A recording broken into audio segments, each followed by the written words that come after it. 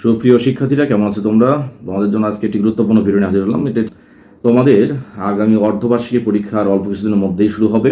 এই অর্ধবার্ষিকী পরীক্ষার আগে কিভাবে আরও ভালোভাবে পরীক্ষায় অংশগ্রহণ করতে পারবে, এবং সেজন্য আজকের একটি আলোচনা বা আজকে একটি খাবার নিয়ে আলোচনা, আজকে পড়া নিয়ে আলোচনা না, আজকে খাবার নিয়ে আলোচনা। দেখতে পাচ্ছেন একটা মধু, আমার এখানে কালো জিরা ফুলের মধু রয়েছে, আর এখানে টক দই। এই টক দই এবং মধু এর উপকারিতা অনেক বেশি। এই টক দই মধুর উপকারিতার মধ্যে সবচেয়ে শিক্ষার্থীদের জন্য যেটি দরকার সেটি হলো এটি মস্তিষ্ক ঠান্ডা রাখে, ঘুম ভালো করে।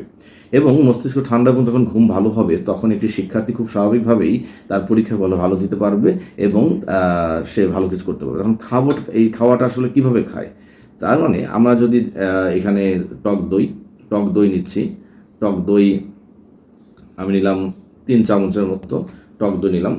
এই টক দইয়ের সাথে আমি মোটামুটি 2 চামচের মতো মধু মিশাবো, এবং মধু মিশানোর পরে এই টক দই এবং মধু মিশ্রণটি আমরা যদি খাই বা গ্রহণ করি তাহলে এটা কি হবে? এক হচ্ছে এটি ত্বককে উজ্জ্বল করে, হজম শক্তি বৃদ্ধি করে, এবং শিক্ষার্থীর জন্য সবচেয়ে বড় যেটি প্রয়োজন সেটি হচ্ছে শিক্ষার্থীরা মস্তিষ্ক ঠান্ডা রাখবে, ঘুম ভালো হবে। এতে পড়ার চাপের জন্য যে পড়া কম হওয়া, ঘুম কম হওয়া, এইগুলোর যে সমস্যা দূর হবে, এবং খুব স্বাভাবিকভাবেই মস্তিষ্কের জন্য সক্রিয় ভূমিকা রাখবে হচ্ছে এই টক দই মিশ্রিত মধু, যে আশা করি এর থেকে তোমরা উপকৃত হতে পারবে। আমি একটু খেয়ে দেখাচ্ছি।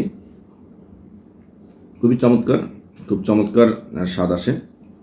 আশা করি তোমাদের জন্য খুবই উপকার হবে, মস্তিষ্কের জন্য খুবই ভালো।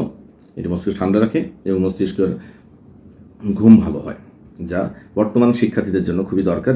কারণ তোমাদের 1 তারিখ থেকে, অর্থাৎ 1 জুলাই থেকে তোমাদের অর্ধবার্ষিকী পরীক্ষা শুরু হচ্ছে।